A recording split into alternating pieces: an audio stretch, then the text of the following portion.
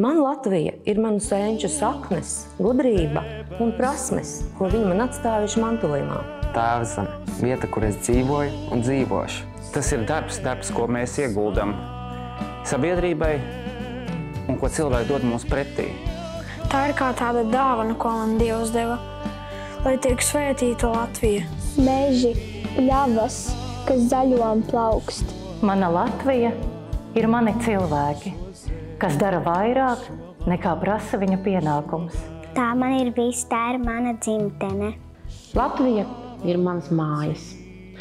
Es esmu daudz ceļojusi pa visu pasauli, bet varu apgalvot pilnīgi droši, ka tik labas zemes, skaistas, garšīgas, draudzīgas,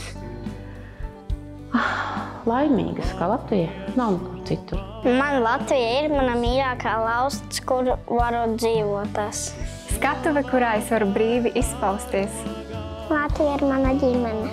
Pats galvenais, viss tas, kas mums visiem ir, arī man tai skaitā. Mana ģimene, mani draugi. Tā ir tāda vieta, lai arī kurā stūrī es atrastos, es nekad neapmaldīšos, jo tās tomēr ir manas mājas, kas man sirdī ļoti tuvas un dārgas. Tradīcijas, kultūra, valoda, mīlestība uz manu tēvzemi. Daudz laimes, Latvija, tev dzimšanas dienā!